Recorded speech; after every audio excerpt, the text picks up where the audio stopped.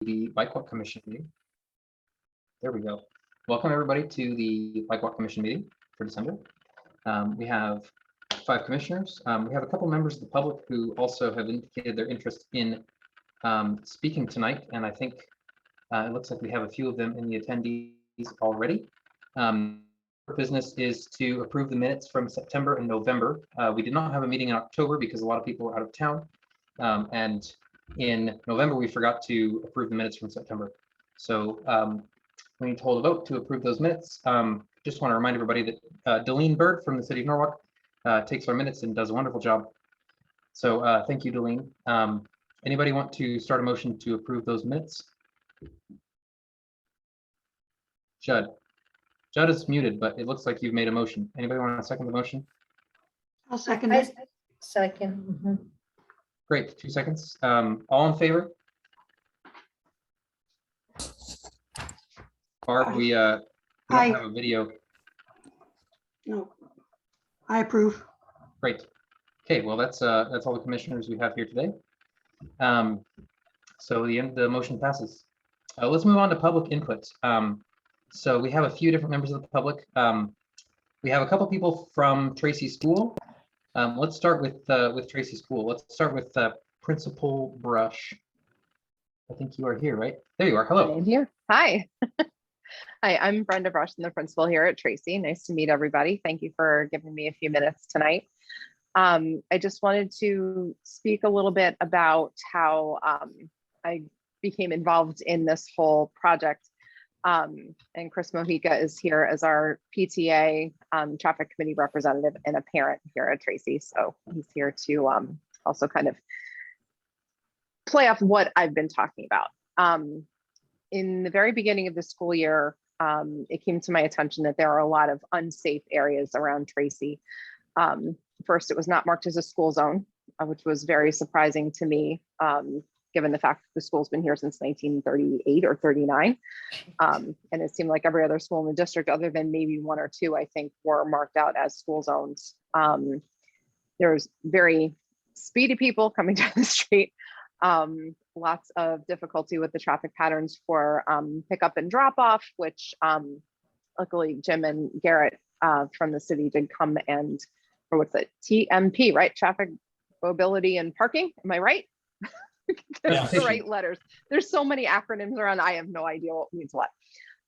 So they came and looked at those traffic patterns, but at my request, we did a walk up and down Camp and in their surrounding area to look for some possibilities of things that could be improved for safety for the students. And they made some proposals, some of which have already taken place, which is amazing. And they've added some additional no parking signs up by the fire hydrant up on the corner of Adams and Camp, which had become an issue. Our buses couldn't even turn out of there one day. We had a 40-point turn directed by some of our staff members to help them get out. They're planning on some new pavement markings. We were able to get a flashing sign for coming from the south. Bad with direction this way, but coming from the south up Camp Street toward the school to help bring some more attention to the school area. We had many complaints about parking from residents onto the sidewalks so that the students weren't able to walk to school safely. We also have some grandparents who drop off who use rollating walkers who are not able to walk on the sidewalk, so that became an issue. So some new no parking signs were installed there. And then the second crosswalk, which is where a lot of our kindergartners are dropped off, was not very well marked at all. And our bus loop also is not very well marked. So along with the speed limit concerns, the crosswalk concerns were brought to the city, and they're working on those. They're working on some additional striping toward the curb and some no parking signs. But the speed limit was one of my big concerns, because people do tend to come through this neighborhood as a cut through from Route 1 up to Main Avenue and West Rocks. And the other thing, which Chris will expand upon a little bit too, is our walk shed from Tracy. And first of all, we have a lot of parents who still drop off. There was about a 30% increase in return to school from last year to this year. We had 30% of our students were remote last year. So Now we are at 100% in person, so that was a large number of kids. Our enrollment is about 470. So you can imagine how much that bumps things back up. One of the things that I had meant to look into was our bus usage, but we do have full buses that come in the morning and leave in the afternoon, but we do have a large number of cars that pick up and drop off. So one of the things that we've been talking about is how to make our area safer for students to walk to school, because there are students in this catchment area of, who don't qualify for bus service, who do get dropped off, and they are within walking distance. We have some that are just down the street. We know that sometimes it's because they have an older sibling who may go to West Rocks, get dropped off first, and then come here for convenience purposes. But we do think as a community that if there were some safer areas around Tracy, that more people would be likely to walk to school, which would again reduce congestion, reduce traffic, reduce drop-off and pickup times, which would be great for everybody. But also just to, in general, improve this area for sure. I keep looking over this way because I have my map that Garrett sent me. But specifically in certain areas, there are not well constructed sidewalks. So like on Adams, there's a lot of footpath areas. When you come up Eclipse and Camp, some of those areas really aren't well paved either. I live very close to the school and I tend to come down Jarvis. And if you guys know where that little cut through is, it's a very dangerous, narrow cut through that a lot of the kids will walk up to get to West Rocks to go to the middle school. So just looking in general at the walkability of this area between us and West Rocks, and just trying to make it more safe for our students, for our families, and more attractive to walk to school. We would love to have, your help as the commission in bringing some of this to light. This was one of the first things I took on when I stepped in the door. And I'll hand it over to Chris unless you have any questions for me specifically as a school person. Otherwise, I can kind of turn it over to Chris and he can play off this as the parent representative that's been working towards this. Yeah, anybody have questions for Principal Brush specifically? Great. No, oh, Judd, go ahead. Greg, Colin said he didn't get an invite. I don't know if you can send him one now. I just sent him mine. Yeah, you can just send him yours, Judd, and then he could just change his name once he's in. Okay. So it'll still be, so you'll come up twice and then he could just change his name. I can't send anything. It doesn't come from me anyway, so I can't send it right now. I All can right. try sending it too, Judd. Okay, and Tanner, you did send yours to Danny, right? Yeah, Okay. actually, we have a member of the commission who's still there as an attendee. Norwalk Zoom, can you promote Sergeant Galino to a panelist, as she is a non-voting member of the commission?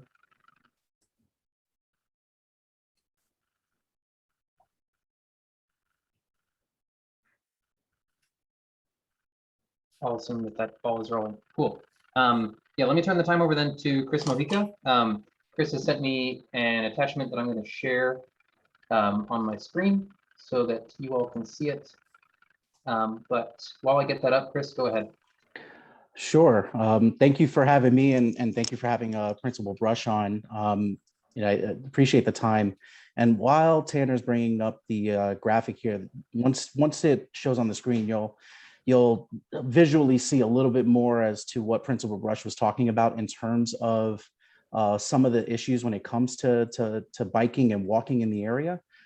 As Brenda mentioned, we were focusing more on Camp Street, and then also talking with Colin, we had talked about some potential safety improvements at the intersection of Adams and Camp Street. But in listening to some of the other parents, they've also stressed some concerns about going a little bit more broadly to that. And it's mainly because we're in a very walkable community, and we have a lot of parents that are within that walk shed that do choose to walk to Tracy, and they don't feel comfortable with how they're walking to the school because of how dangerous and unsafe it could be. So the graphic that you see here is really just showing the segments of Union and Adams and Ward Street that actually have sidewalks. And as Principal Brush mentioned, Adams Avenue, there's a missing piece of sidewalk on either side of the street from Camp Street to Union Avenue. And then Ward Street altogether just has no sidewalk for the majority of the distance between Union Avenue and West Rocks Road. And the impacts of this are pretty significant. There are a couple of parents that do live on Ward Street that take their children to Tracy, and they're, it's a little precarious for them to try to navigate through, navigate through Ward Street, on one side of the road to the other, where cars are traveling pretty fast. There is a bunch of signage. I know the TMP put up a 25-mile-per-hour speed limit sign on Adams Avenue recently, and there are current 25-mile-an-hour slowdown signs on Ward Street. But regardless of that, I think a lot of people locally know that they can use Adam and Ward Street, as Principal Brush has mentioned, as sort of a bypass to Route 1 and for that east-west travel. So we have a mixture of traffic in the morning and in the afternoon of parents who are trying to come to and from Tracy and are mindful of the children. And you also have a mixture of traffic that is just through traffic trying to bypass the congestion on Route 1, and they tend to go at a much higher speed. So I think, it seems like there's been a lot of infrastructure investment, and hearing about the sidewalks on West Rocks is great. But it would be good if there was some additional attention made to trying to complete the sidewalks on Adams Avenue, as well as on Ward Street and then Jarvis Street as well, because, from a community perspective, it's not only residents that are here that go to Tracy, but there's residents here that go to Carousel Preschool on France Street, which is a little off the page. And there are also residents and students that go on Jarvis Street to West Rocks Middle School, and they use it as a cut through to go to West Rocks Road as well. So, and then outside of that, you also have a lot of folks who do use these corridors to just walk and bike. We have students that bike to and from the school that actually do it on Ward Street and Adams Avenue. But you also have a lot of residents who kind of go for walks here. I live on Old Lantern Place, and I do about a 1 mile loop, and it usually involves Adams and Ward Street. And just walking through these roads, it is a little precarious in terms of, not being aware of cars just whizzing by you because they're coming by just a little too fast, and you don't have an area of refuge, you don't have a sidewalk to rely on. So, as Principal Brush said, I think the ask here is if the commission can just take a look at this a little bit more, if there could be an additional, study to see if anything could be done in terms of speeding, traffic calming, any striping to try to slow down the traffic in the area. And more importantly, if we can get sidewalks on these roads, it would incentivize more people to use these roads to walk to and from their houses to Tracy. And that would also alleviate the congestion that we see at school pickup and drop off times too. Thanks, Chris. I'll open it up first to members of the commission. If you have questions for Chris or for Principal Brush. I think this is an area where we're already quite familiar. This Tracy School has come up in probably the majority of our meetings in the last year, for one reason or another, in part because Colin, who I'm not sure if Colin has arrived yet. Yeah, I'm here, Tanner. Oh, do you mind changing your name to Colin? It says Judson Ailey still. Yeah, how do I do that? Probably try the three I can do dots. it. Great, thanks. We should try that. Yeah, Norwalk Zoom, who do we have the pleasure of speaking with today? Tanner, it's Delene Bird. Oh, it's Delene. I'm doing both. Great. Well, thank you for your work. No problem. Cool. Thank you. Yeah, so I know that Colin is a parent of 1 or 2 students at 2. Tracy. 2, that's right. And so Tracy does come up a lot, thanks in large part to Colin. Yeah, does any commissioner or anybody else have questions or comments on this subject? I'm gonna have to change rooms to someplace with a light. Oh, whoops. I guess I'll say, I think that Chris identified several different measures that could be taken to improve the pedestrian experience in the area. But in my opinion, I think getting sidewalks in is really going to move the needle much more than any of the rest of them. And I think, correct me if I'm wrong, people who know more, but sidewalks also do tend to have a traffic calming effect when installed. versus Yeah. a street with no sidewalks. I agree. I think in particular on Adams is probably the best candidate. The thing that really is probably like a first order need though is to, I would say, reconstruct the sidewalk right at the corner by the school that everybody parks over. Yeah, right at the corner of Camp there. So that what's happened over the years that I've been there is it was in rough condition when my daughter started in kindergarten 3 years ago, but now it's abysmal in that so many people drive over that curb that it's been really hammering it into the ground, and that grass buffer strip is just mud and pits, and you know everybody's parking over the sidewalk, which combined with the overgrown bushes makes a very hazardous condition because you've got people pulling out of traffic relatively quickly, and impacting the area where the walkers are, and you don't have this clear passage for people to be able to walk to school easily, and they're flinging doors open into the area where there's where the sidewalk is. So you're basically endangering people on both ends. You're not getting the benefits of the narrow lane that causes the traffic calming. People are parking further away from the center of the road, which means everybody can just go faster through the middle.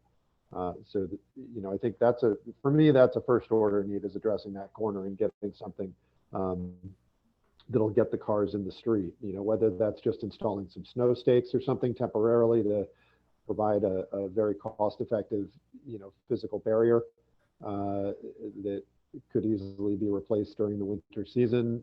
That would be one way to kind of keep people from parking over the edge. And then, if TMP could expand their striping to provide 2 edge lines, I think that would be very helpful. And there's some other comments that I've discussed with Chris and Brenda and Garrett and Jim as well. Thanks, Colin. I know that the curb here was discussed last month at our meeting. And just to synthesize that, it sounds like the issue you're pointing out is that because the curb is so low that it keeps cars, it fails to keep cars off of the grass and the sidewalk. Yeah, it's an easy transition. So it's like people are a lot less worried about banging up their wheels because it's essentially flush at this point. Yeah, okay. So given that feedback and given the feedback from Chris and Principal Brush, Greg, do you want to talk about TMP and what you have done in the area and what you're looking to do in the near or medium term? Yeah, so I obviously have spoken this at length with Jim and Garrett, and specifically just to get on what was just discussed about Adams at Camp. That is an existing sidewalk on Adams Ave. So I mean that could be submitted into customer service for DPW to look into it to replace the sidewalk. So obviously TMP, we don't we look for new sidewalks, not to replace them. So requests could be put in for next year during their paving program to potentially look at that sidewalk to redo it in the short-term future. As far as extending the sidewalk, obviously that's a much more creating new sidewalks, that's a much more intricate task and very costly as well. Obviously there's a lot of areas around the city needing sidewalks, so that's kind of a longer term item because funding for sidewalks is very difficult to get. So we're working right now to get inventory of and assess all the sidewalks in the city through a consultant. So we identify areas such as this. Obviously you guys identified this specific area, but we're also looking to spread out throughout the entire city and find those deficiencies in the sidewalk network. And that will start the process for us to, find those gaps in the sidewalk that need to be placed. As far as Camp Street and implementing some of those changes, especially on the short-term level, I know Chris and Principal Brush already have kind of discussed it a little bit, but in the short term, we'll look for on Camp Street, we'll look for new striping, added narrow lanes, especially on the north approach to a 10-foot lane, and provide better visuals and better defined outline of the street. Also defining the crosswalks a little better and also putting in yields, yield symbols 20 feet before the crosswalks as well, to give advance warning to the driver as they approach. So little short-term items like that can definitely help in that. Also, traffic awareness around the front of the school and just better signage overall as you approach the street. And we're also putting in a request into OSTA, which is the State of Connecticut State Traffic Authority, to lower the speed limit to 20 miles an hour so that it could become a school zone. And we can also look to put in a traffic speed sign as well that will give the vehicle speed, especially traveling north with the radar to give, within the school zone, to give the feedback for the vehicle driving on Camp Street. And will also give us data as well, up to date as far as what the vehicles are traveling at and which kind of speed they're traveling at. So we're They just did put in one of those flashing signs down there, Greg. It just doesn't have the speed limit on it. It just says Yeah. your speed is, and it does flash. So right. I don't know if that's collecting data yet, but at least that part of it is there. It just doesn't Yeah, say. that's the new, school yeah, zone. so that's within the short term. The striping, we would wanted to do this year, but unfortunately, it's kind of late in the year. So unfortunately, we'll have to wait till early next spring when it warms up a little bit in order to make these changes with the striping is concerned. But definitely, especially seasonally, just putting in the in-road pedestrian stanchions at the crosswalks and just putting in, buses only, especially on that front, on the north approach, right in front of the school as the bus pull-in is right there. So just putting in those short-term items just to kind of make the traffic flow a little better. Then obviously what we discussed last week during the meeting, we did propose, I know Jim and Garrett had, Principal Rush had presented it to you with that loop behind the school as well to alleviate some of that traffic on Camp Street. Obviously, there's, a lot of the vehicles, we have to find other alternatives to try to get them off the street, if, causing that much traffic as well. So that's something in the, obviously longer term that, some of our suggestions that we can get, some vehicles off the street with that rear parking loop behind school to alleviate some of the vehicles that are dropping off kids, in morning and in the afternoon as well.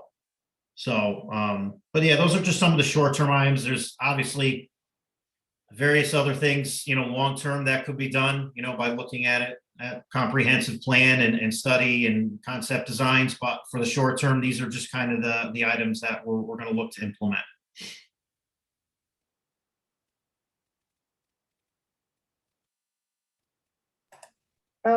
Tanner, I can't hear you. Thank you. And I have a question. Okay, shoot.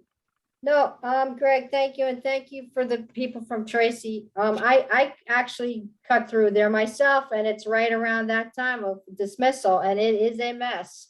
And it is scary for some, but anyway, I'm just wondering, Greg, do we have anybody designated for safe schools, safe routes to schools in the city? Because I know Nathan Hale had the grant and they did a lot of improvements. And I know with this new infrastructure bill, there could be some money. So I'm just thinking, like this is one school, but there's many other schools probably, right, that also need attention in town. Right. So we do have, so TMP does have money every year for safe routes to school funding. So TMP oversees that. So one of the projects that's the last couple of years is the Highland Avenue sidewalk project. That's with the money Right. till about this year. Right. And then we're going to look at additional, obviously every year we're going to try to bump up as much as we can for safe routes to school funding from the city, so that we don't have to go out and get those dollars, from whether it's a state or a federal grant. So like the West Rock sidewalk project, that's, so that money right there is, look to be allocated from the funds coming out of Washington for that specific project, because that's a pretty costly project right there for the entire length of West Rock. So we're constantly looking at, maybe not looking at one specific project for the entire city funds for safer routes to school money, but if we can, you know, it's a lot of money, but at the same time, it's not a lot of money to do an entire corridor. Right. So we, you know, we may try to piece it out and just make improvements where we can. You know, so there, but you are right, there is a lot of areas around schools that are deficient in the sidewalk infrastructure especially. Yeah, and I just want to praise because on Union Avenue now they have that hawk sign there. That Right, wasn't there before. correct. Just, and that was a very dangerous, it was deceiving to a pedestrian because it looked like you could walk across and the traffic's gonna stop for you and it wasn't. So that's a Right. great sign that's there now. So good job. Yeah, because Is it's this a the intersection mid-block. where it's at Eclipse? Yeah, now they have the hawk sign there though. Oh, the RFP? Or it's, is that the one or is it down a little bit more? No, yeah, Yeah, that's it. I haven't been up there. Improve the ramp on the left side and on Tanner's screen. So it's a But is this where concrete- the flashers, the Yeah, RFB? they got the flashers. Great. Oh, yeah, there wasn't a ramp Oh, there at all. Yeah. Yeah, they got to get the utility company to cut down the telephone pole on the other side so that you can see the beacon, but that's beside the point.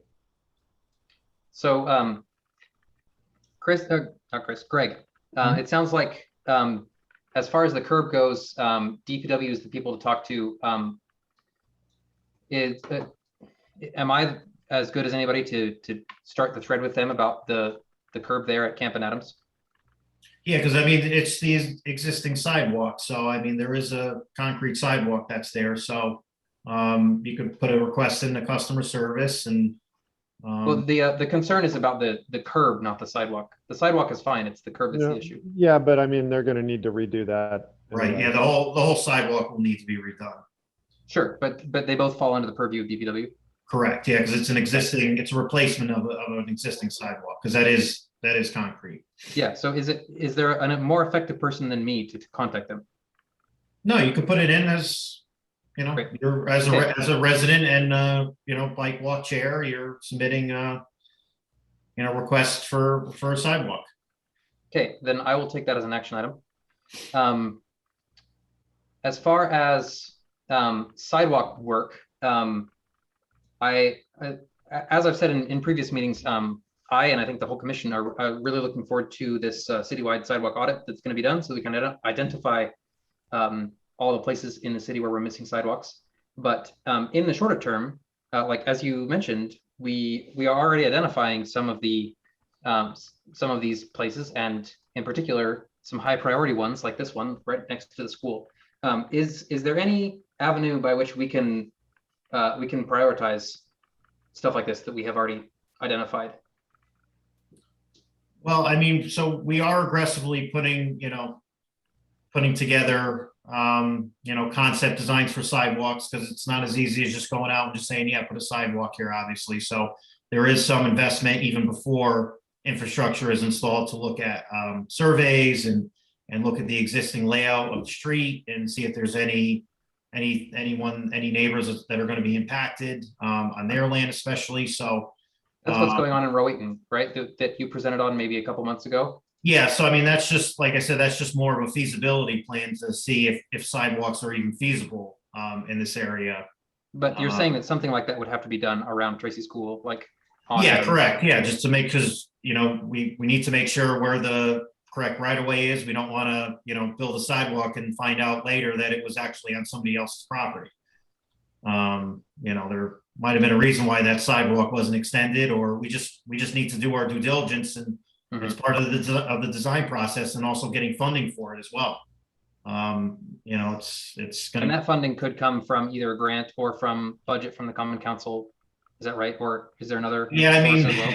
for as far as new sidewalks, that may be outside of what, you know, especially that length, if you want to do, you know, all of Adams and, you know, all of Ward and Union, I mean, that could be a pretty hefty price tag beyond what the Common Council can allocate for funds. And, you know, along, especially with other sidewalk projects as well that we were trying to advance as well. Sure. Chris, it looks like you have your hand up. Yeah, so yeah, thanks, Greg, for the explanation. I definitely appreciate that Sidewalks are definitely an intricate process, especially with trying to get, approvals from the residents because obviously of, maintenance, et cetera. I'm wondering if a similar plan could be done, similar to what was done for Camp Street for, say, Adams and Ward Street. And I think anything that could be done in terms of additional signage, striping, or even speed measurement devices along those two roadways, it would be, a short-term measure that would be well received by a lot of the parents in the area that are a little concerned about how they can safely cross to and from the school. And, I know Tracy's limited on our school resource officers. We have one crosswalk guide at the intersection of Adams and West Rocks. But besides that, everyone's left to their own devices. And we do have some children that are close to 4th or 5th grade that are traveling on these streets by themselves. And, I think if there's anything that could be done in the short term, just to try to make it safer for the students and the parents, I think that would be really, really helpful, at least in the short term. Right. So I wasn't aware this was going to come up tonight, but I will speak with the TMP staff. I will see if we could do something similar. It would all start with looking at some, existing crash data and just maybe putting some counters out there as well, just like we did on Camp Street, and just see what the traffic volumes look like and what the speed data looks like as well. So we got a better idea of where that's happening along the street. So I'll have to speak with the TMP staff and see if we have enough, staff time and manpower at this time, because we are taking on a lot of projects around the city right now. And just as you were talking about Tracy School, we also have many other schools that are saying, very similar things around their schools as well. So we're trying to do as much as we can to improve the areas around the school, because that is a priority, obviously, and that does carry a lot of weight when it comes to implementing better pedestrian facilities around schools.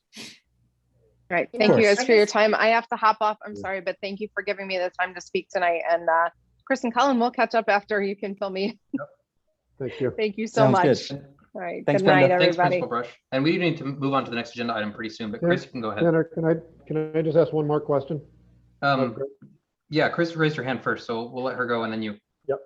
Oh, thanks. I just wanted to say, and Greg, I think that it's not so much speeding because I go through there a lot. It's the visibility and it's the population. It's all those cars and the little kids and their backpacks and they're darting behind cars. It's visibility. And I don't know you can like decrease the population, the traffic in there at that time if Right. they close off something, but Well, that's all I have to say. And that's why, especially on Camp Street, for the longer term solution, obviously, we submitted, a conceptual design, to Principal Brush and, other members of the school as well, to look at the traffic, the driveway loop behind the school, to see if, to get vehicles off the roadway, maybe create better visibility.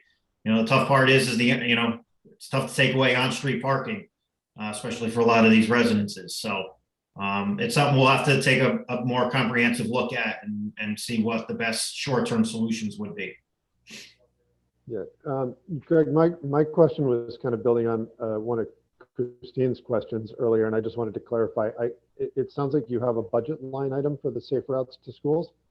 Yeah, it's in the capital budget every year. Okay, and then I think one of the things that she was asking was if we were to come up with maybe a master plan or like a wish list of a target area around the school, is that something that we can apply for a federal state Safe Routes to School grant for, and then get more funding in addition to your budget line item, so that we don't necessarily have to burn that on a large master plan area, and that we could maybe do a lot in a short term with a larger grant?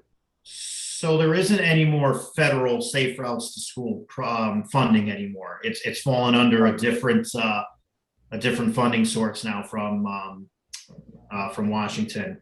Okay, but I guess the point remains though, is like, can we apply for a larger grant from the federal level or the state level to address a lot of these things that's not going to be covered in your line item? So can we, as a school community and a neighborhood, workshop that area and then find money or look for money to get a larger project on?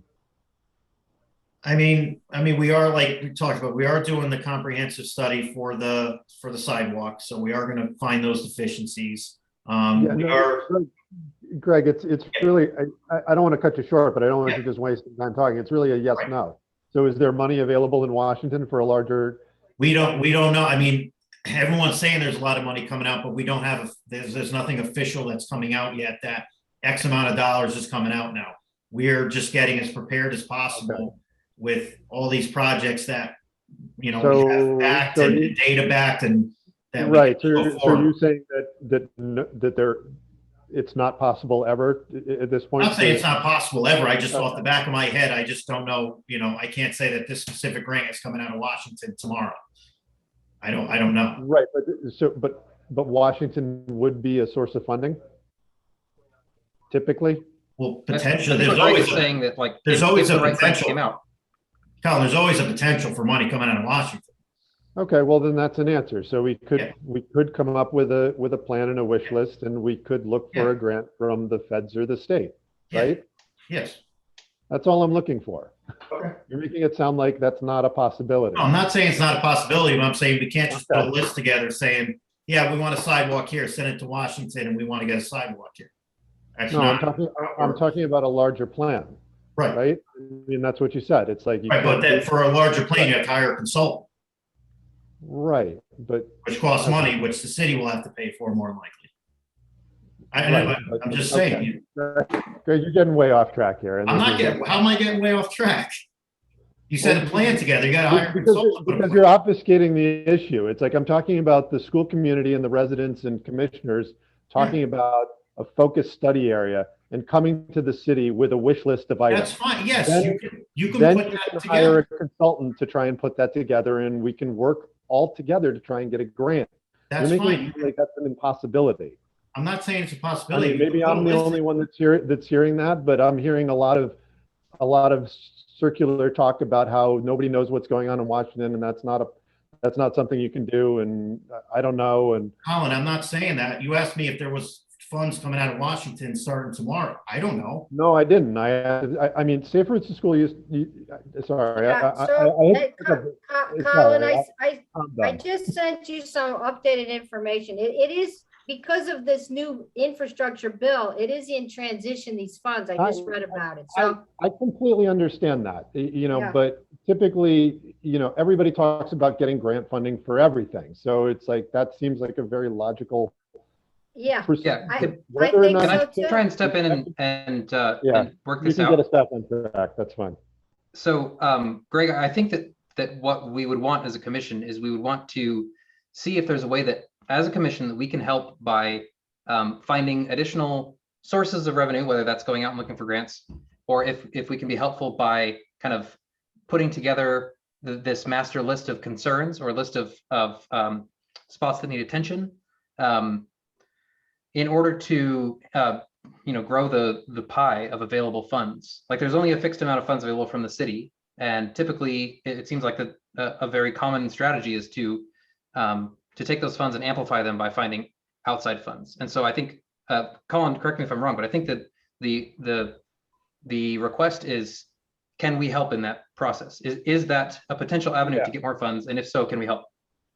That's all I'm trying to get to, Tanner, is we do some of the heavy lifting on the back end and then present the city with, a larger master plan that then they can vet through a consultant and we can help find funds for. So is that an avenue where the commission can help TMP, Greg? Yeah, the commission can put together, a list of areas and map out certain areas that need to be improved, especially around school. Is it specifically around schools or citywide? So I think Colin was bringing up this school in particular. Is that right, Colin? well, I was, but it's applicable to other areas in the city. yeah, sure. I'd like to I'd like to help with that work with the schools. And frankly, I think that was work that was being done by the pedestrian subcommittee, which was kind of dissolved because we had two co-chairs who both stepped down and haven't had anybody step up. But previous to kind of the the de facto dissolution of that subcommittee, they were doing really good work in terms of putting together a master list of hotspots. So perhaps what we need to do is resurrect that work somehow.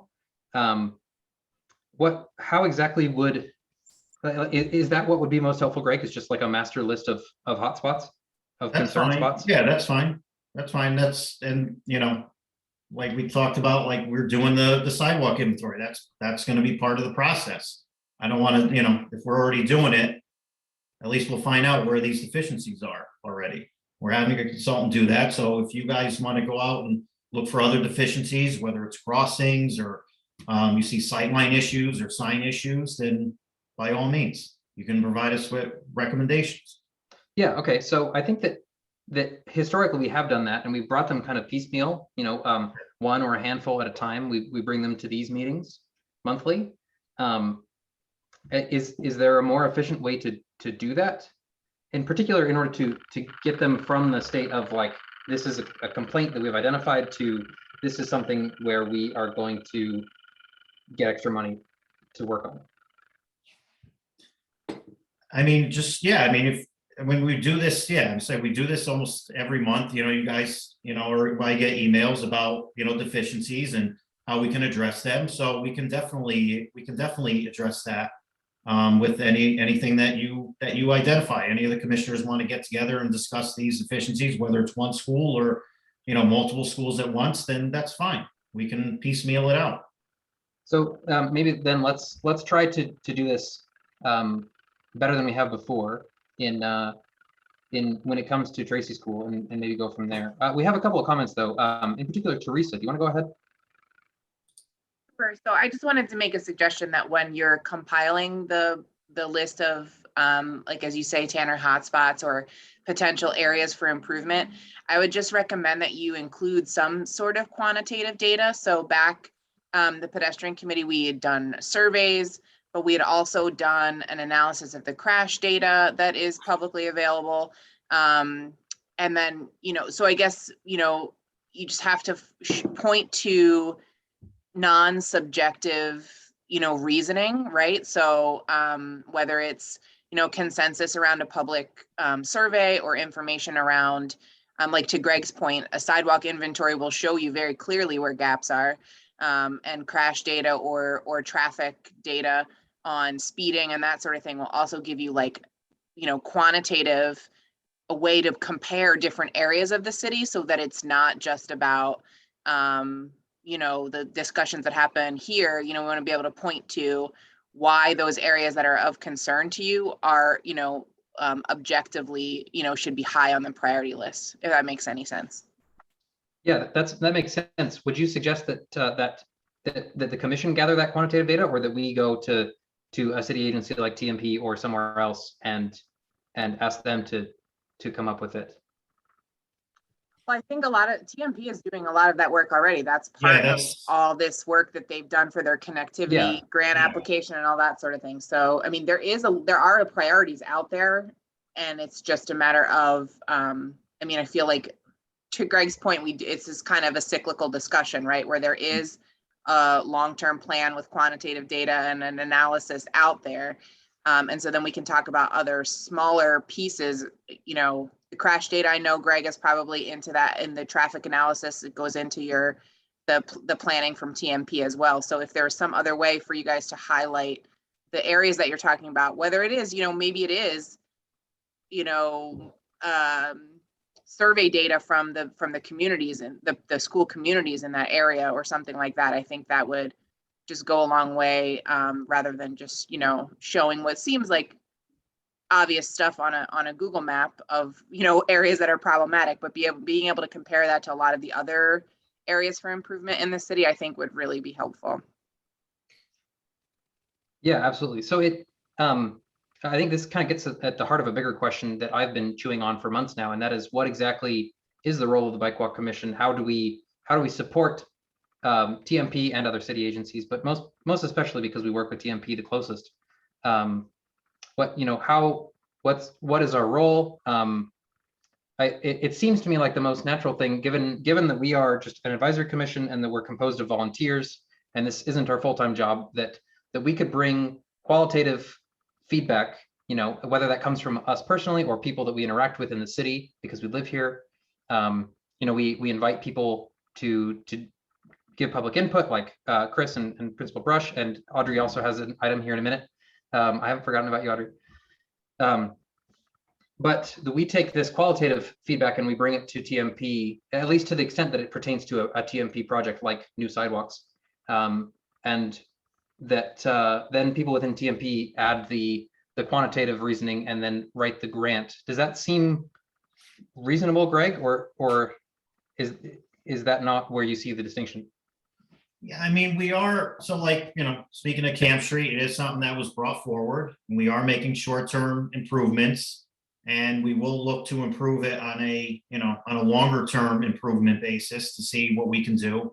And that's what, you know, how we're approaching, you know, everything. You know, our funding is limited as far as making major infrastructure improvements around schools, which a lot of them do need. But we are identifying them and we're trying to advance as Teresa alluded to, the analysis and the data that we do have. And we're trying to make that into something and push these projects forward and not just have a plan for it, but also install them and get them implemented and get them done so we can move on to the next one and have many more ready to go. Especially when money does come available, then we can have these concept plans and plans ready to go, and we can apply for this money and we can get that money as well. Okay, so it sounds like it's more a question of having everything on our radar so that when a funding opportunity does arise, that we can act quickly. And it also seemed it seemed like Colin was kind of implying that if we group things together into like maybe and create a bigger narrative, like let's say around Tracy School, that if we can find 6 or 8 hotspots around Tracy School, that can all become part of a narrative, and then the grant becomes a more effective grant application because of that. Is that right, Colin or Greg? Yeah, that's fine. Yeah, that makes sense. Yeah.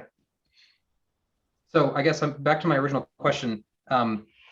What can the Bike Walk Commission do to make that happen in a way that's not currently happening? Well, I mean, TMP is all, I mean, we're already identifying, you know, a lot of these things, and especially with the sidewalk inventory, we're gonna find out even more. You know, but as far as like Tracy School is concerned, I mean, it's difficult because, you know, especially on Camp Street, we're trying to, you know, alleviate some of the traffic that's on the roadway, especially during pickup and drop off times. So, you know, I think our recommendation from TMP was to create the traffic loop around the school that can accommodate, you know, almost 50 vehicles back. Yeah, I'm talking specifically about how we can get more funding through grants. Like how can Bike Walk Commission help TMP to get more funding through grants? I mean, we'll have to discuss that offline so we can create something that's a little bit more streamlined in that process. Okay. So let's discuss this, you know, let's discuss this offline, see how we can get it streamlined better, and we can, you know, help each other out and make it easier for everybody. Okay, that sounds good. I will put that together probably with you and Jim and maybe include somebody like Colin. Perfect. Hey, Okay, Tanner, Tanner, we have yeah, somebody go that ahead. has a question, Emily Berneman. She's saying Yes. there was a charrette back in September on revising the Yeah, building. I can see her question. Okay. I wanted to get through, we still have public input Okay. items that were on the agenda, and then we'll get to Emily's. Okay. I want to make sure that this topic is wrapped up. I think that we've given it at least as much attention Also, as yeah, Tanner, we had time for.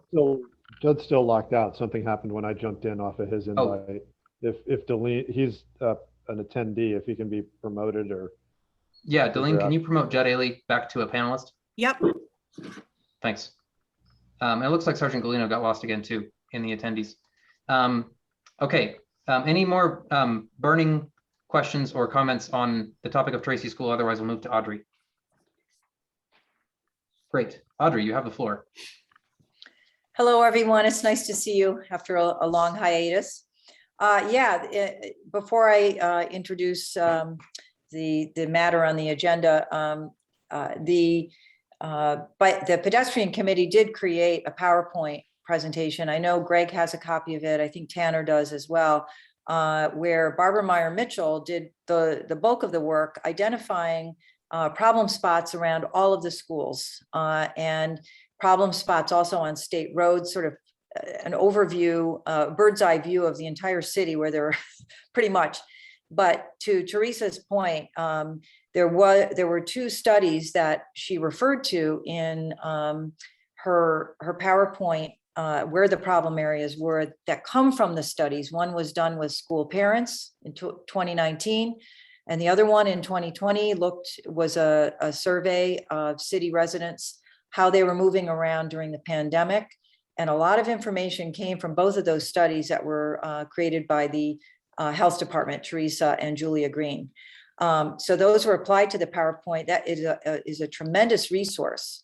So a lot of data and I guess you'd consider it anecdotal, but a lot of comments from residents and parents associated with problem spots. And Barbara Meyer Mitchell did a really amazing job of pulling all that together. So that is a tremendous resource. Take a look at that again before reinventing the wheel.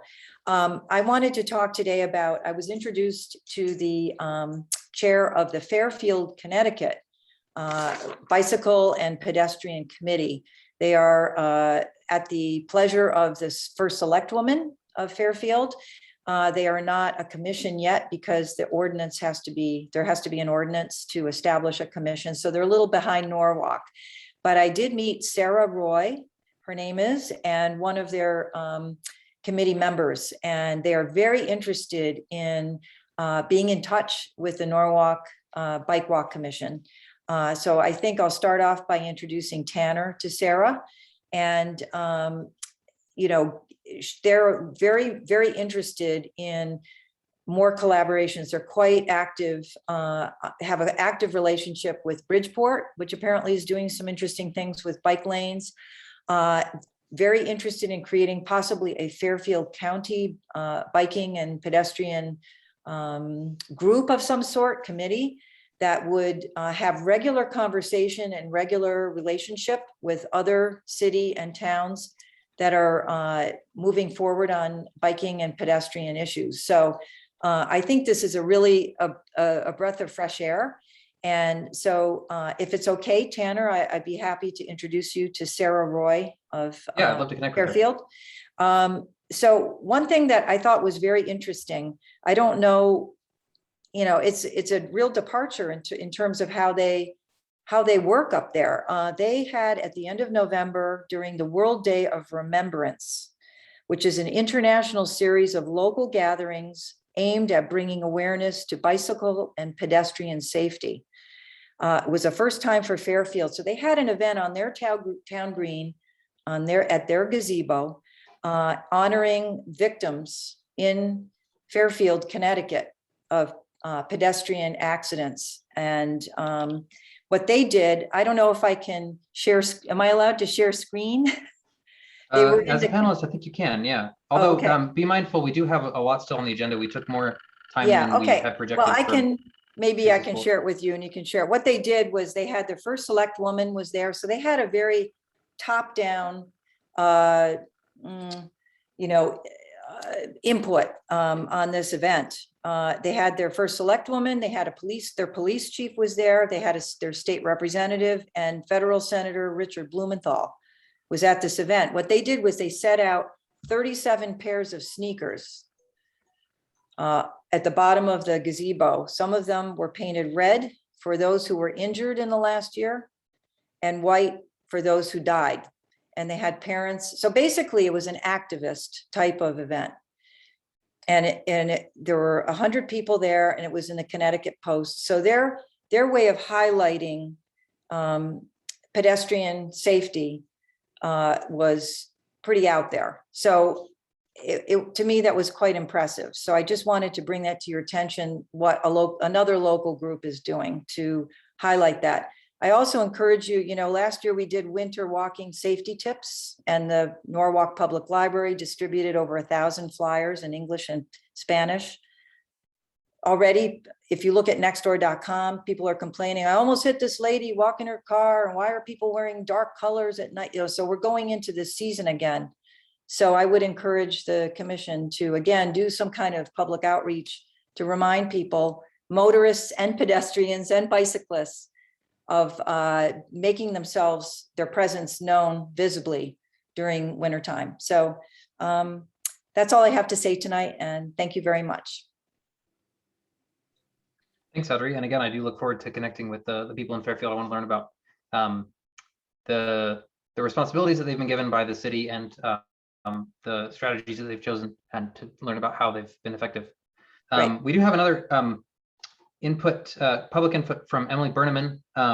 Emily, if you want to give this, if you want to become unmuted, I think Delene can unmute you, and I'll let you talk about this if you'd like.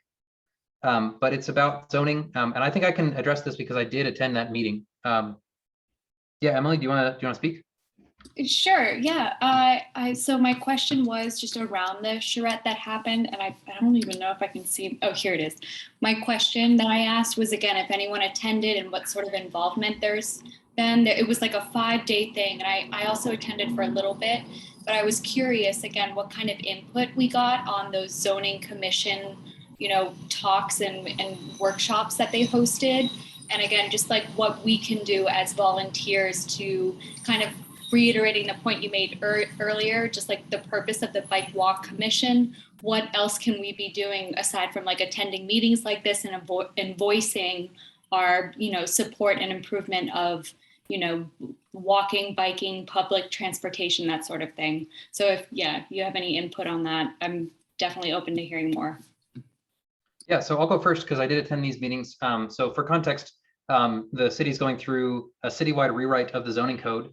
And back in the end of September, there were different, essentially public input sessions. They called them charrettes that were held to get input about what Norwalkers want to see in the new zoning code. And I attended one about sustainability and green infrastructure, and I attended the one about streets and connectivity.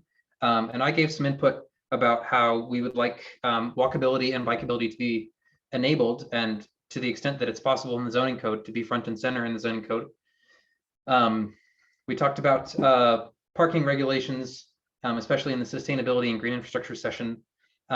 My understanding is that that was the beginning of a long process, and the process is still in the works. The rewrite is still like it hasn't been fully rewritten yet, much less presented to the city, but that was like the kickoff essentially, where they wanted to set the tone for the process by hearing some public input.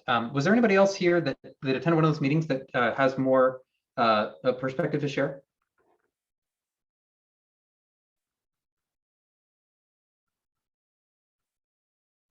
Okay. Yeah, I intend to keep attending those whatever public input meetings they have, not only to give input, but also to report back here.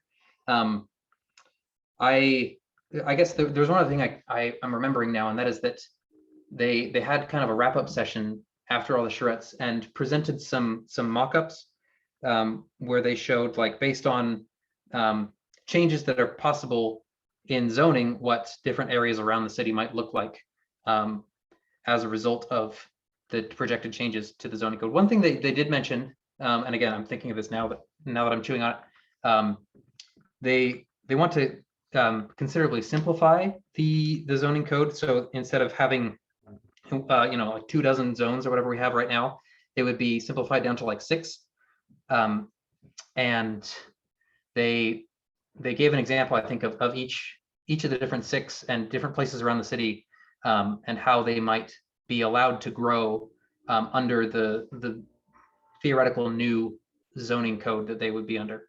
But yeah, long story short, I think the process has just started and there's still a lot to come. Does that answer your question? Absolutely. Yeah, that's really good. And also just one quick follow-up is, as a volunteer for the Bike Walk Commission, how can we help assist in, again, like getting our voice heard and making this more, like, I guess, prominent on the radar for, more bike lanes and what, was being discussed earlier with the school zones and stuff. Like, what can we do as volunteers to assist? Well, certainly the obvious answer in my mind is for as many of us here as possible to show up to their meetings. I suppose that once they have a more concrete proposal for the city and they are gathering public input, we can invite somebody from that focus group to come present to our committee, and we can give them feedback in one of our meetings. like we're actually going to do here in a minute, if we ever get to it, with Mike Yosak and an intersection in West Norwalk that we're going to look at. Anybody else have ideas of how we could integrate and be part of that effort? Well, I mean, I for one am always open to dialoguing with the community. So if anybody has any concerns, I particularly trend towards urban areas, but anywhere in the city is fine. I'm more than happy to open a dialogue and forward any concerns or help identify, any potential improvements in areas that we could bring forward to a more official body in the city, or put a pin on our agenda. So getting in touch is a good way with the commissioner is probably a good way to keep things moving and channeling those ideas. I will mention here that we don't have a full complement of commissioners either. We have an opening right now on the commission, and so we're looking for additional people to fill in. Technically, you have to be appointed by the mayor to become a commissioner, but if you are interested in doing this work with us, I'm happy to put you in touch with the mayor. But I mean, the best signal of getting somebody appointed to the commission is somebody who's already been participating in the commission. So just showing up for meetings is a great place to start. Let's move on. I see we have a couple other members of the public. If you have an item of public input, if you want to put your hand up, we'll give you a couple minutes. Otherwise, we'll proceed to the rest of the agenda.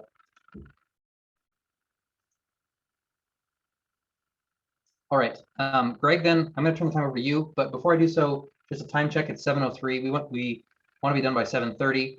The agenda items under my name, those can all wait until the next meeting. None of those are urgent. But I'd like to leave some time for Mike. So Greg, if you could target about 15 minutes, and then we'll leave 12 minutes for Mike. You got it. I'll be sure to give Mike plenty of time to do his thing. Cool. So starting off with the connectivity grant, we're continuing coordinating with the DOT to finalize the design plans for the connectivity grant for the east-west and north-south bike lane, bike facilities and the bike route. Our desire is to get everything finalized this winter and begin install by the spring, summer of 2022.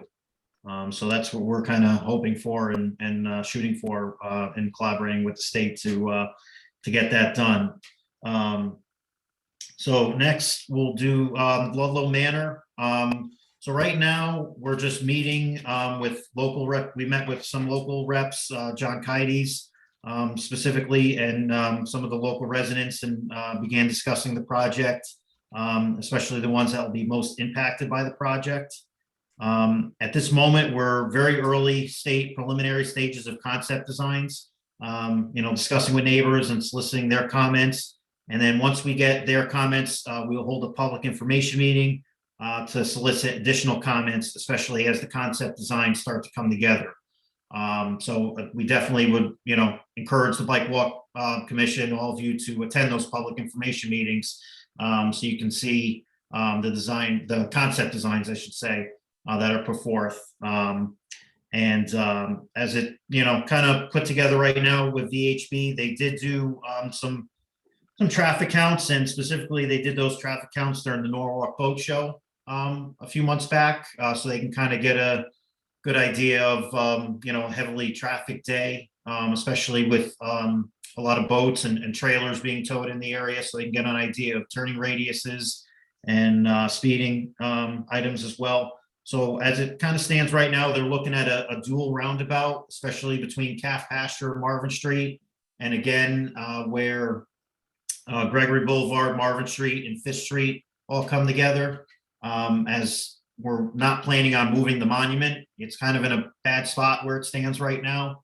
So we're going to leave the monument where it is right now, which kind of makes it a little offset from the adjacent streets. So as it stands, obviously it's just a preliminary concept design, so things are going to change. This is just a very early preliminary concept design, and everyone will have an opportunity to see it during the public information meeting, and definitely as VHB will present it and get feedback from not only the local residents, but also the city and whoever wants to chime in and give their comments as well. So we will keep you posted on as that progresses, and as a public information meeting will kind of approaches as well. Anybody have any questions on that? I have a question on the connectivity grant. Yes. Yeah. Are any new bike boxes going in on that route? Yeah, so we're looking at the bike boxes on the intersection at 4 Point Street and Seaview Ave along 136 at that intersection.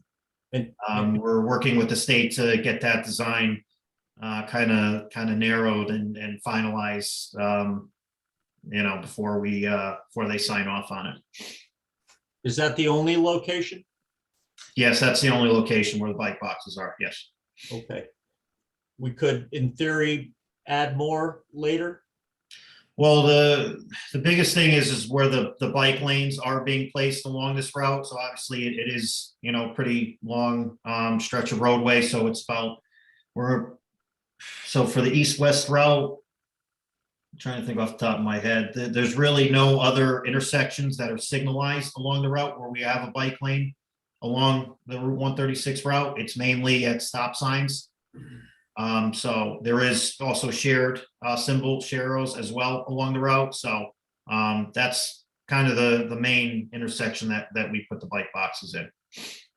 So you wouldn't at the Straffolino Bridge and so that's not included. That's not included in the grant that we had applied for, that section, because we already had bike lanes there. I see. So could we do it as a separate item from, outside of that? Yes, especially as, we kind of, DOT kind of finalizes what their standard is for their bike box, what they want on 136. So we'll have to coordinate with them. And we want to get this one finalized first, and then we'll look at other areas where we can implement those.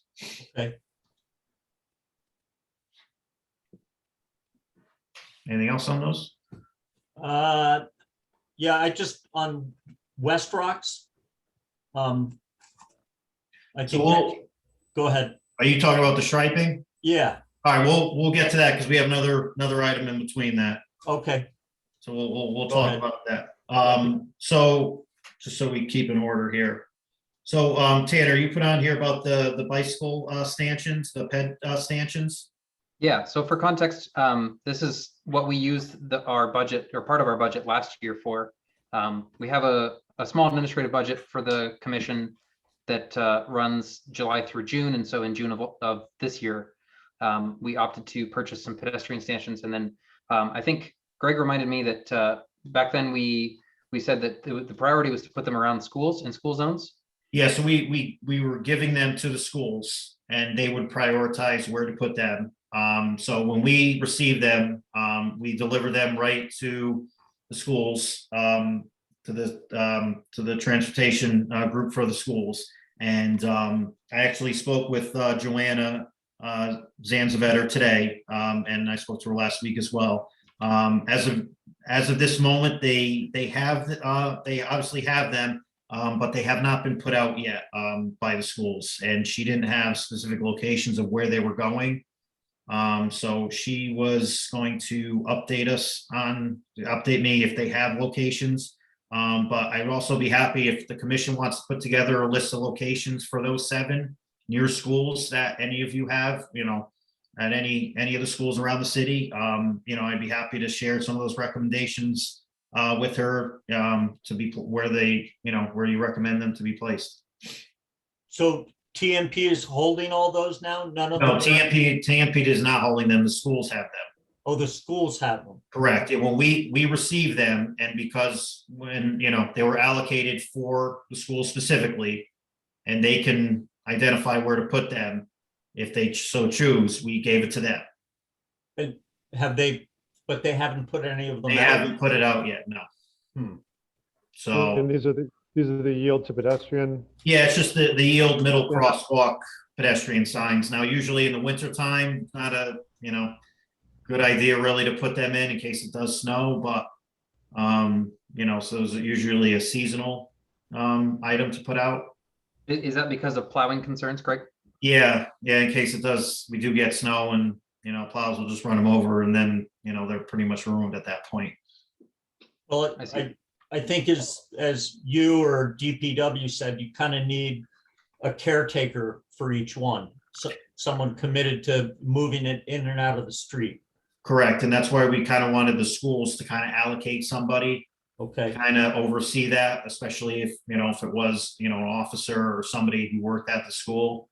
So it was within the vicinity, so if the commission would like to put together, if you all would like to put together a list of, locations of, the 7 or, 10, whatever, where you'd like to see them, and I can give them to Joanna and, and see where it goes from there. Yeah, I think that's a great way for us to contribute. Is there a commissioner that would volunteer to do that? Maybe you could even meet with Joanna Zanvetter from the school district and brainstorm with her and come up with some locations. Is anybody interested in that? I would. Yeah, Christine? Yeah. Awesome. Greg, do you think Joanna would be amenable to that? I think so, yeah. So I can reach out to her, just give her a heads up about it. And then even if still, and if I don't know, obviously I don't know her schedule. If she doesn't have the availability, then if you guys just want to even provide us with the list, we can do that as well. Yeah, but why don't you start by just connecting her with me over email? I've never actually met her, and we'll go from there. Yeah, and I'd be happy to join Christine on that too. Great.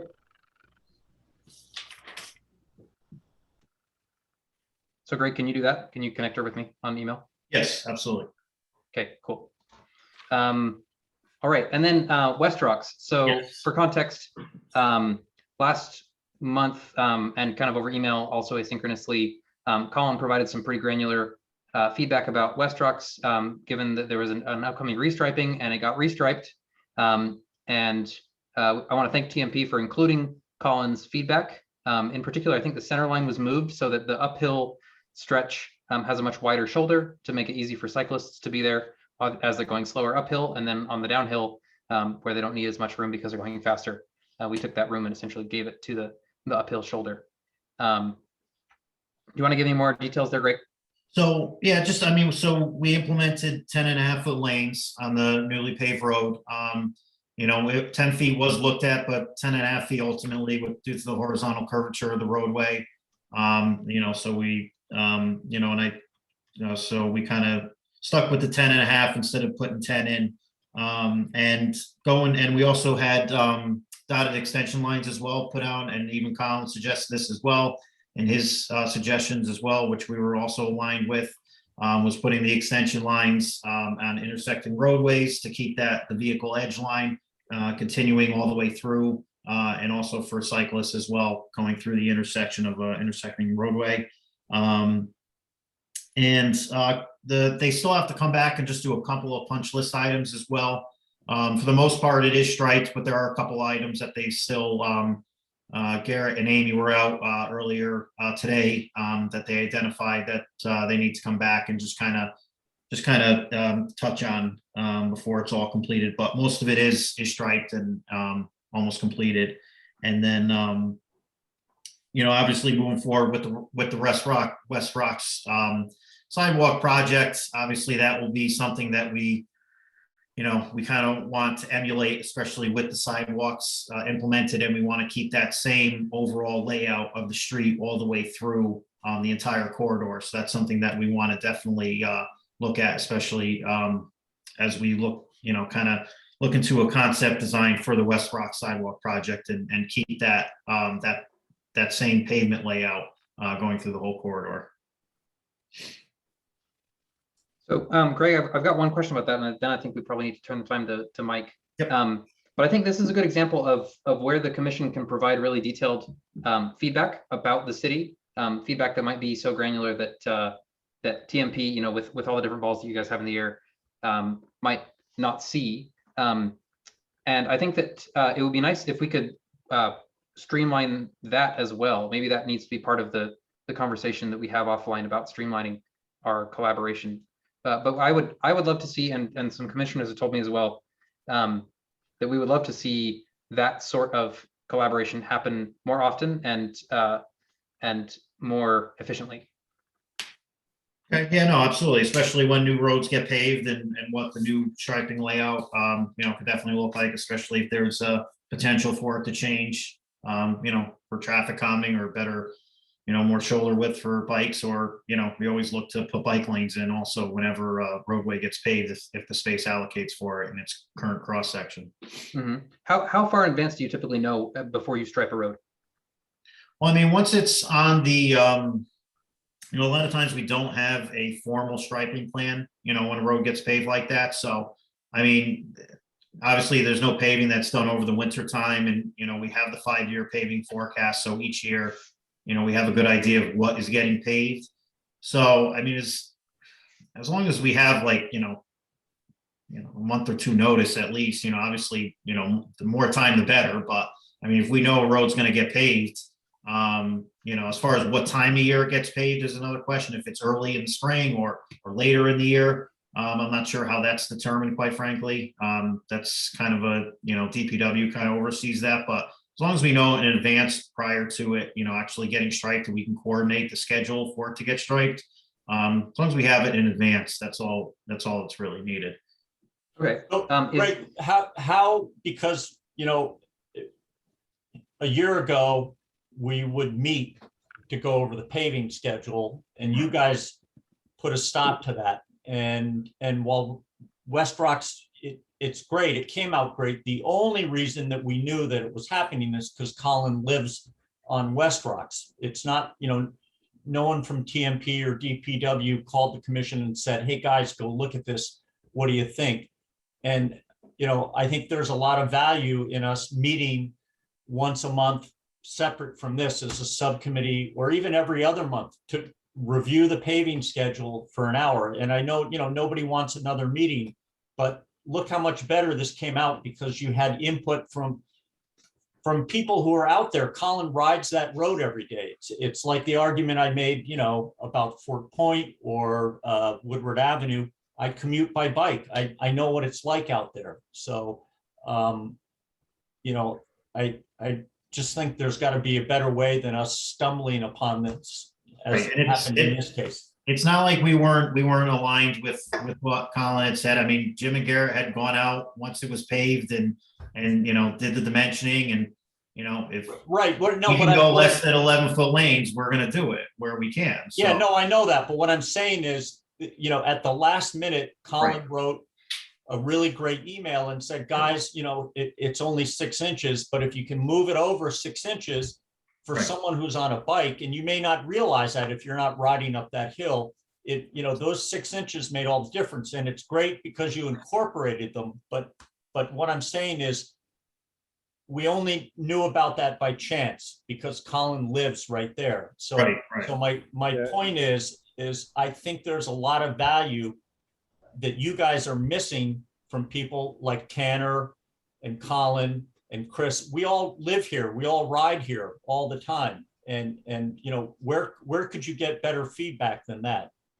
Okay, so you want to be part of the process when a road gets paved and what the striping layout is going to be? Is that ultimately what you're? Okay. Yeah, and I understand we can't do everything. Like my request for Sharrows on Fort Point Street. You just whatever you can't do it, that's fine.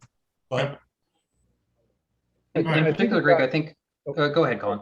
I was just going to say, I think the other thing is it got moved up, I believe, too, Greg, right? I believe the last paving schedule that I looked at, I think West Rocks was on for 2022. So I think that the last time I looked on that short stretch, the one that was paved from Aiken to Cannon, it was added as 2021. I don't know what it was, but I have different copies of the pavement forecast. And last year, you're right, it did have 2022, and then an updated one earlier this year. It was updated to 21. So yeah, so I guess that's kind of partially what Judd's saying too. Is right. If we're not following that necessarily all the time, then right. Yeah, I mean, I think it might come also to a more coordinated effort with DPW as well to see when exactly they are going to pave. Within a week or two. So that's something, we'll have to discuss internally and see, get a better idea of when things are getting paved and see how we can work, all of you in with it as well and get your recommendations as well. That would be great. And by the way, I want to say Aiken is great. Yes, it is. Yep. It's really And that was, that was another one that was just kind of we didn't have a design. It just kind of, dimensioning worked out where we could, implement a share road and then, have the bike lanes all the way up to West Rock. So, something that we want to do throughout the city. Yeah.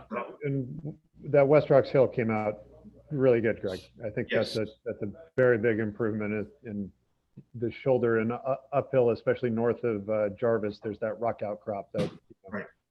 for the vehicles too. You pulled them further away from the outcrop there. So I think that's a big bonus for everybody. Right.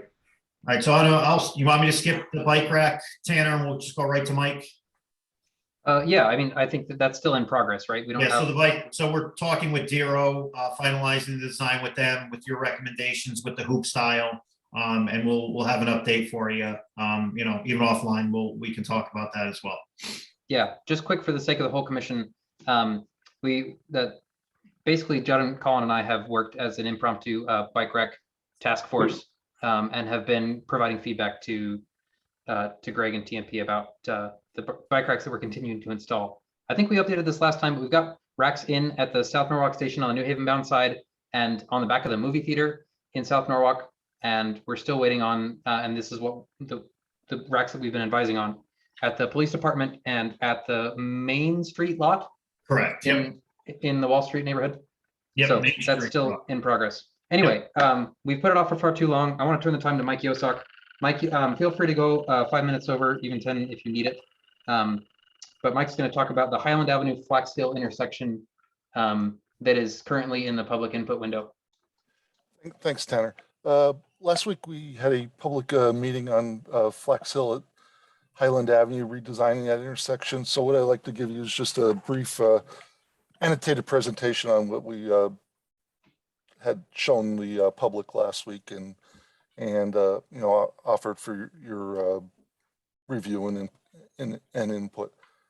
So let me see if I can. Are you going to share your screen, Mike? I'm going to share my screen with you. Great. Let's see.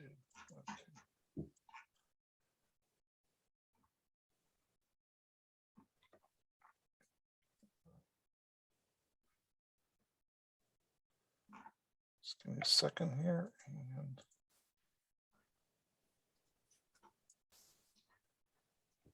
Okay, is it visible to everybody now? Yep, I can see it. Okay, so this is basically the Flax Hill at Highland Avenue intersection. As you see, there's a small triangular island in the center of the intersection.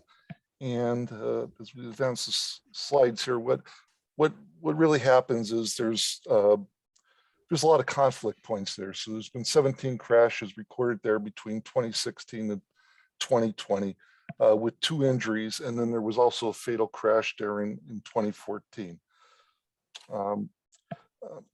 So you have all these conflict points where there's decision points are shown as circles there, where there's where you get rear end collisions, and also you have an extra angle turn there as people come left from Flax Hill onto Highland Avenue.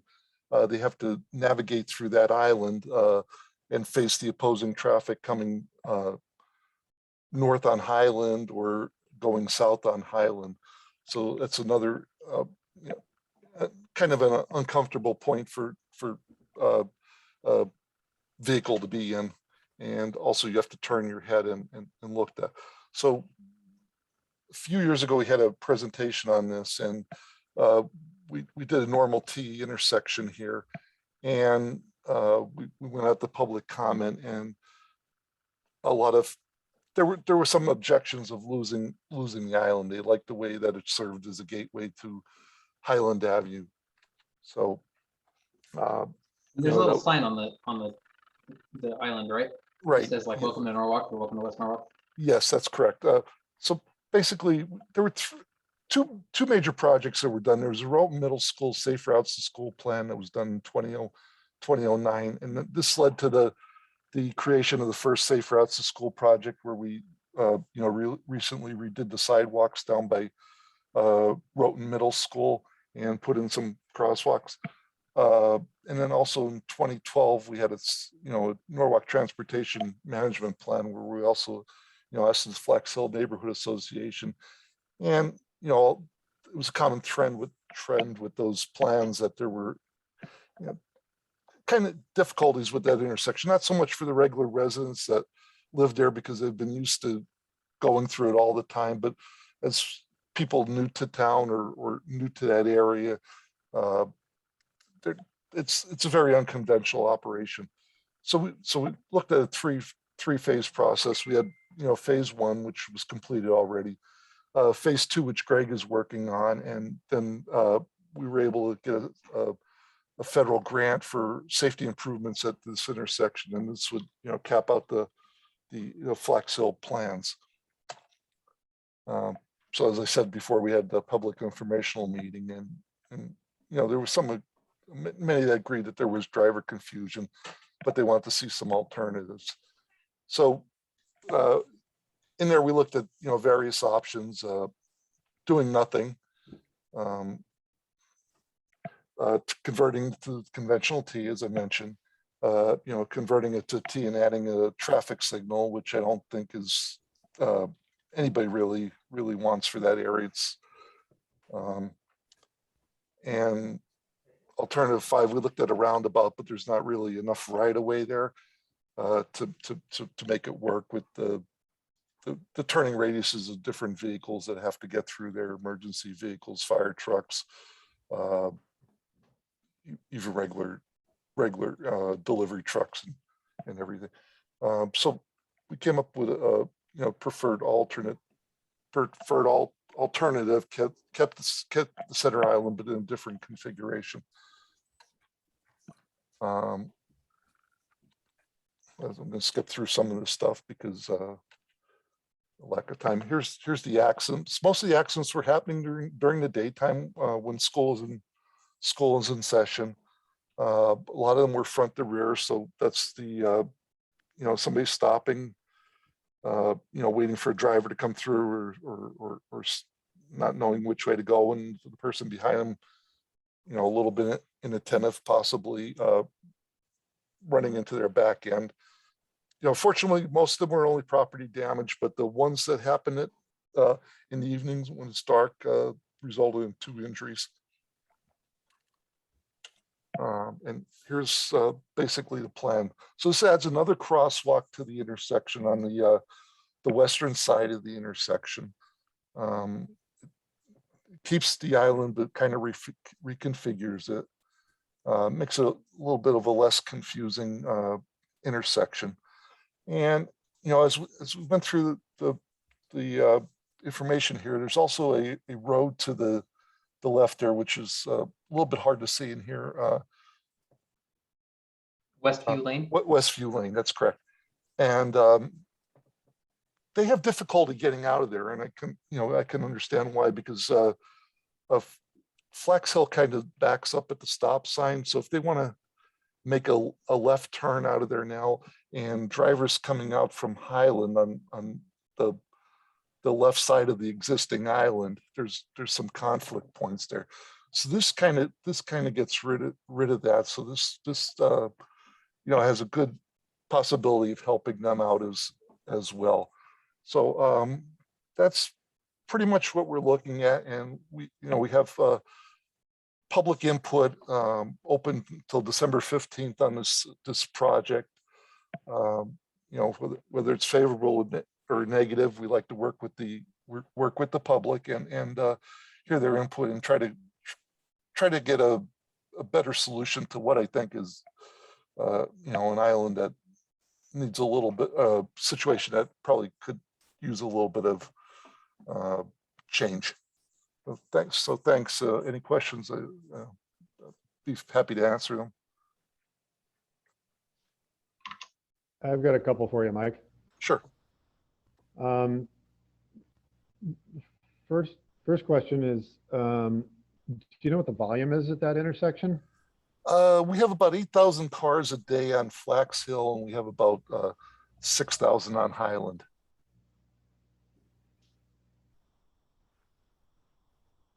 Any idea what the bike traffic volume is?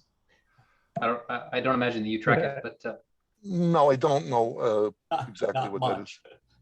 I mean, Is that- I do bike that pretty regularly, mostly for recreation. I don't have any destinations over that way, but Mike, do you know, is I that like to fairly bike for weight. consistent on an annual basis, or is that going to taper at the school year? Uh, Or the that, yeah, that was the average annual. average daily annual? traffic. Okay. And then I have one other question about the roundabout scheme, and then a question about this Sure. / comment about this one. So when you looked at the roundabout, did you look at like a neighborhood scale roundabout with a mountable curb around it to accommodate larger vehicles? Or was it a more, Because it's around- yeah, it's a federal funded project. So and also I think with the angles on the street and really it's difficult. Yeah, it's difficult here. So You're then, also coming up a hill as well, coming from. yeah. My question on the plan that you got up right now is, can you bring the crosswalks on Flax Hill closer together and potentially reduce the radii a little bit? I think it would be more effective from a pedestrian if you could, reuse the same curb ramp on the southern end of the page for both. Yeah, I do agree, Colin. I think we could do that. We have to look at I don't think there's any drainage in the way, so we probably could do that. I think that would be a big improvement. And if you need to, And I keep think it the would also stop- help Westview Lane as well. Yeah, if you needed to keep the stop bar back, I know you can have the stop bar in advance to the crosswalks, I think. So that I just think that would make this plan a little bit better for pedestrians. So that's really it. Mike? I think I'd also, go ahead, Judd, and then Chris, and then I'll go. So you're in public input phase now, and then That's correct. and then what comes after that, and after, what's the basic process and roughly how long? Okay, basically what happens is we get the public input, we respond to it. We try to address it as best as we can. And then, it's ultimately up to the council to decide to, whether they want to move this project forward based on what they hear from it. So and then once we get the authorization from council to move the project forward, then we would let the state know, and then they would ask us to go into the final design phase. So that's kind of why the timeline for this is like a spring of 2023 construction. And the design work is in-house? We were doing it in-house, yes. Okay, good, okay. My question, Mike, was how is the public input? Is that at the common council meeting? Where does that happen? Is that online that you can just? It's online. They can either, send a letter or an email to my email. It's yosak@norwalkct.org. They can find this. It's posted on the city's website as well. So I was just trying to find that. Where exactly on the city website? it should be on the meeting page, Christine. On the meeting page for the public works? No, the meeting page for the city meetings. Right. But then what category is it under? It's State Project 102359. Okay, Yeah, so thank you. I just found it, Christine. If you go to norwalkct.org/meetings, Okay. then you get a long table of meetings. And even though the meeting happened in the past, it's still there on the list.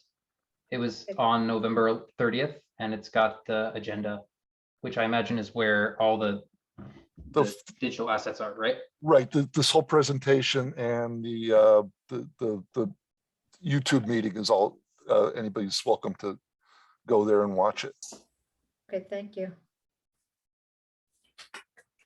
I just have one comment, and that is that I agree with Colin's request to move the crosswalks closer together. In particular, I think that helps with the bike, because it's nice on a bike to be able to stop a little bit closer to the intersection so you're more visible. It's not really a bike box, but it essentially functions as a bike box, that region between the stop bar and the crosswalk. So I would appreciate that as well. Overall, I think it's great. Yeah, I think it's a good improvement. The one thing I would just throw in, and I'd feel